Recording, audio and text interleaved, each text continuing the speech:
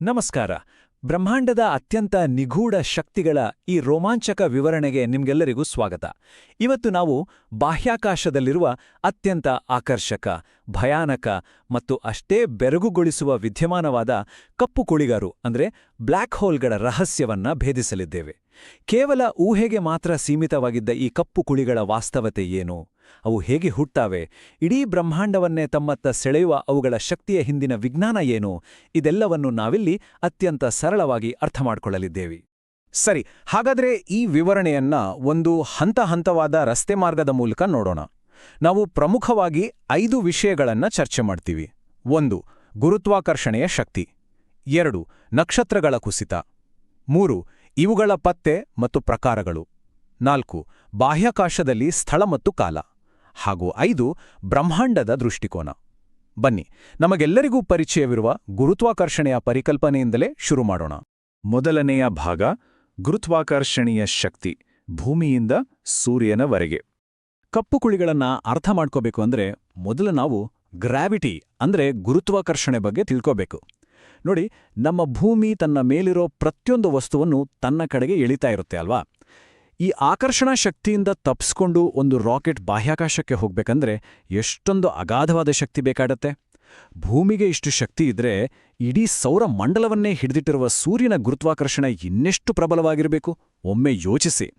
ಆದರೆ ಕಪ್ಪು ಕುಳಿಗಳ ಗುರುತ್ವಾಕರ್ಷಣೆ ಇದೆಯಲ್ಲ, ಅದು ಅನಂತವಾಗಿರುತ್ತೆ.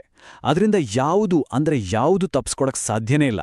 ನಿಮಗೊತ್ತಾ, ಶೂನ್ಯದಲ್ಲಿ ಸೆಕೆಂಡ್ಗೆ ಬರೋಬ್ಬರಿ 3 ಲಕ್ಷ ಕಿಲೋಮೀಟರ್ ವೇಗದಲ್ಲಿ ಚಲಿಸುವ ಬೆಳಕು ಕೂಡ ಒಮ್ಮೆ ಕಪ್ಪು ಕುಳಿಯ ವ್ಯಾಪ್ತಿಯೊಳಗೆ ಹೋದ್ರೆ ಹೊರಬರಲಾರ್ದು. ಹಾಗಾಗಿ ಅವು ನಮಗೆ ಸಂಪೂರ್ಣವಾಗಿ ಕಪ್ಪಾಗಿ ಕಾಣಿಸ್ತವೆ. 2ನೇ ಭಾಗ, ಕಪ್ಪು ಕುಳಿಯ ಜನನ, ನಕ್ಷತ್ರಗಳ ಕುಸಿತ. ಇಷ್ಟೊಂದು ಅಗಾಧವಾದ ಶಕ್ತಿಯಿರೋ ಈ ಕಪ್ಪು ಕುಳಿಗಳು ಎಲ್ಲಿಂದ ಬರ್ತವೆ ಗೊತ್ತಾ?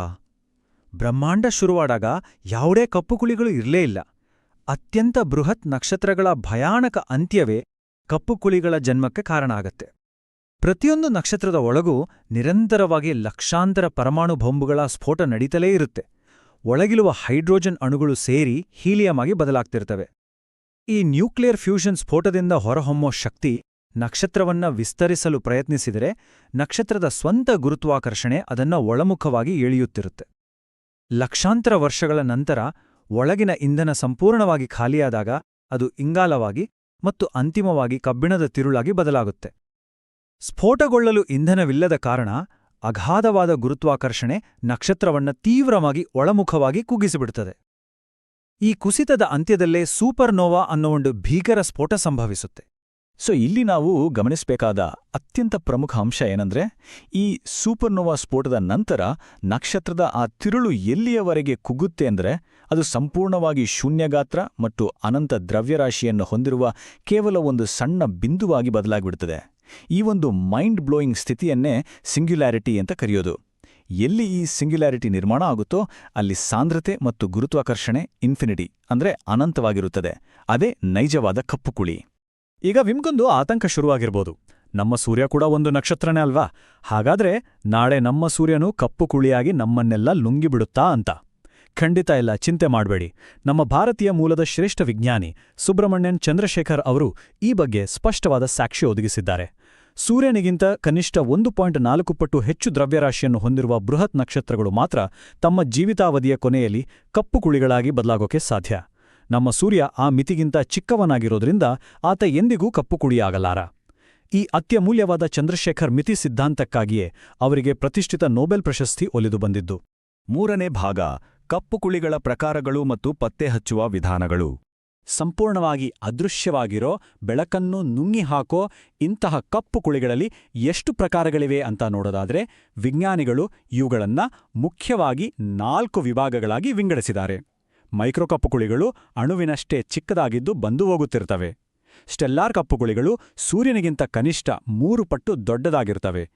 ಇನ್ನು ಇಂಟರ್ಮೀಡಿಯೇಟ್ ಕಪ್ಪುಕುಳಿಗಳು ಸೂರ್ಯನಿಗಿಂತ 100ರಿಂದ 10,000 ಪಟ್ಟು ದೊಡ್ಡದಾಗಿರ್ತವೆ.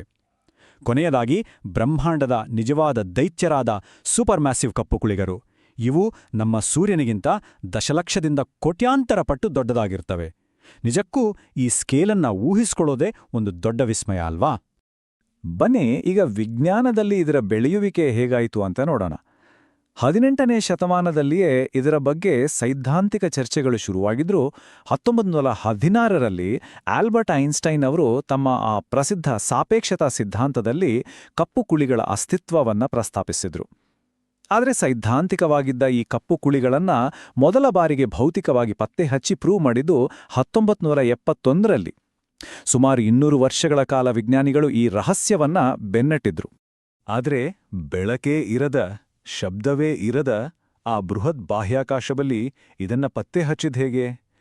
ಇಲ್ಲೇ ವಿಜ್ಞಾನಿಗಳು ಒಂಥರ ರಿವರ್ಸ್ ಸೈಕಾಲಜಿಯನ್ನ ಬಳಸಿದ್ದು. ಬಾಹ್ಯಾಕಾಶದಲ್ಲಿ ಕೆಲವು ಕಡೆ ಗೋಚರಿಸುವ ನಕ್ಷತ್ರಗಳು ವಿಚಿತ್ರವಾಗಿ ವರ್ತಿಸೋದನ್ನ ಮತ್ತು ಅವುಗಳೆಲ್ಲವೂ ಸೇರಿ ಒಂದು ಕಣ್ಣಿಗೆ ಕಾಣದ ಕೇಂದ್ರದ ಸುತ್ತ ವೇಗವಾಗಿ ಸುತ್ತುತ್ತಿರೋದನ್ನ ಗಮನಿಸಿದ್ರು.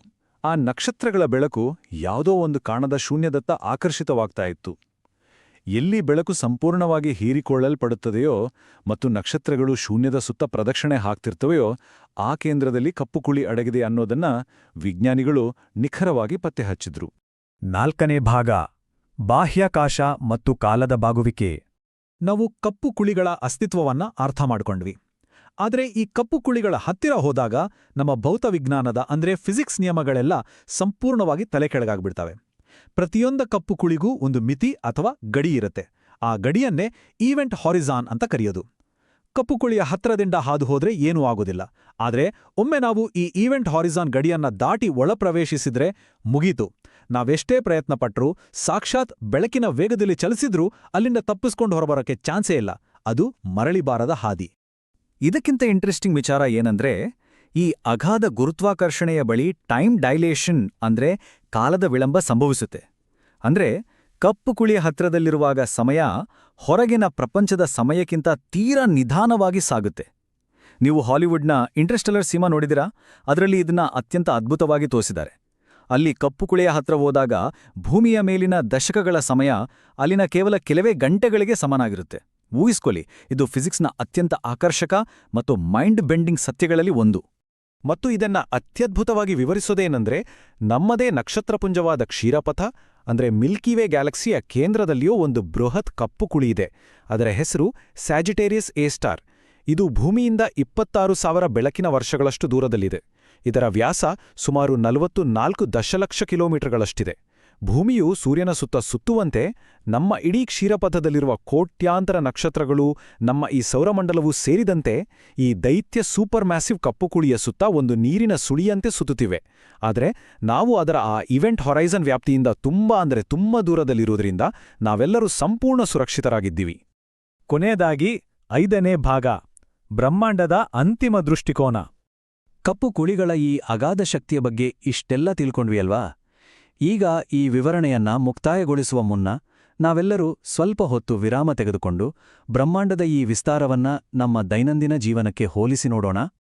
ಅನಂತವಾದ ಆಕಾಶ, ಕೋಟ್ಯಾಂತರ ನಕ್ಷತ್ರ ಪುಂಜಗಳು ಮತ್ತು ಎಲ್ಲವನ್ನೂ ನುಂಗಬಲ್ಲ ಈ ಕಪ್ಪು ಕುಳಿಗಳನ್ನು ಹೊಂದಿರುವ ಅಗಾಧ ಬ್ರಹ್ಮಾಂಡದ ಮುಂದೆ ದಿನನಿತ್ಯ ನಾವು ಫೇಸ್ ಮಾಡೋ ಸಮಸ್ಯೆಗಳ ಗಾತ್ರ ನಿಜಕ್ಕೂ ಎಷ್ಟಿರ್ಬೋದು? ನಾವು ಇಲ್ಲಿನ ಅತ್ಯಂತ ಆಸಕ್ತಿದಾಯಕ ಅಂಶ ಏನೆಂದ್ರೆ ಈ ಅದ್ಭುತ ಹೋಲಿಕೆ. ಬ್ರಹ್ಮಾಂಡಲು ದೃಷ್ಟಿಯಿಂದ ಒಮ್ಮೆ ನೋಡಿ. ವಿಸ್ತರಿಸುತ್ತಿರುವ ಮಲ್ಟಿವರ್ಸ್, ಗ್ಯಾಲಕ್ಸಿ ಕ್ಲಸ್ಟರ್ಗಳು, ಅವುಗಳ ಕೇಂದ್ರದಲ್ಲಿರುವ ದೈತ್ಯ ಕಪ್ಪು ಕುಳಿಗಳು, ಆ ಕಪ್ಪು ಕುಳಿಗಳ ಸುತ್ತುವ ಕೋಟ್ಯಾಂತರ ನಕ್ಷತ್ರಪುಂಜಗಳು, ಆ ನಕ್ಷತ್ರಪುಂಜದ ಯಾವುದೋ ಒಂದು ಮೂಲೆಯಲ್ಲಿರೋ ನಮ್ಮ ಸಣ್ಣ ಸೌರಮಂಡಲ, ಅದರಲ್ಲಿರುವ ಭೂಮಿ, ಆ ಭೂಮಿಯಲ್ಲಿರುವ ನಾವು. ಆದರೆ ನಾವೆಲ್ಲರೂ ದಿನನಿತ್ಯ EMI ಕಟ್ಟೋದ್ರ ಬಗ್ಗೆ, ಸಣ್ಣ ಪುಟ್ಟ ಹಣದ ವಿಚಾರಗಳಿಗೆ ಎಷ್ಟೊಂದು ಒದ್ದಾಡ್ತೀವಿ, ಜಗಳವಾಡ್ತೀವಿ ಅಲ್ವಾ? ಬ್ರಹ್ಮಾಂಡದ ಈ ಬೃಹತ್ ಕ್ಯಾನ್ವಾಸ್ನಲ್ಲಿ ನಮ್ಮ ಈ ದೈನಂದಿನ ಚಿಂತೆಗಳು ಅಕ್ಷರಶಃ ಒಂದು ಧೂಳಿನ ಕಣಕ್ಕೂ ಸಮನಾಗಿರೋದಿಲ್ಲ ಫ್ರೆಂಡ್ಸ್. ದೊಡ್ಡದಾಗಿ ಯೋಚಿಸಿದಾಗ ನಾವೆಷ್ಟೊಂದು ಚಿಕ್ಕವರು ಮತ್ತು ನಮ್ಮ ಸಮಸ್ಯೆಗಳು ಅತ್ಯಂತ ಸಣ್ಣದಾಗಿ ಕಾಣುತ್ತವೆ ಅನ್ನೋದು ನಮಗೆ ಅರಿವಾಗುತ್ತೆ. ನಾವೆಲ್ಲರೂ ಬ್ರಹ್ಮಾಂಡದ ಈ ವಿಶಾಲತೆಯನ್ನ ಅರ್ಥ ಮಾಡಿಕೊಂಡಾಗ ನಮ್ಮ ದೈನಂದಿನ ಸಮಸ್ಯೆಗಳು, ನೋವುಗಳು ಅತ್ಯಂತ ಕ್ಷುಲ್ಲಕವಾಗಿ ಕಾಣತೊಡಗುತ್ತವೆ. ಕಪ್ಪು ಕುಳಿಗಳು ಕೇವಲ ವಿಜ್ಞಾನದ ಪಾಠಗಳಲ್ಲ, ಅವು ನಮ್ಮ ಅಸ್ತಿತ್ವದ ನೈಜ ಗಾತ್ರವನ್ನ ನಮಗೆ ಅರಿವು ಮಾಡಿಕೊಡುವ ಪ್ರಕೃತಿಯ ಅದ್ಭುತ ಕನ್ನಡಿಗಳು.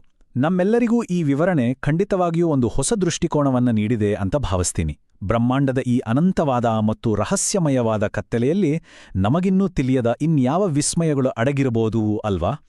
ಯೋಚನೆ ಮಾಡ್ತಾ ಇರಿ.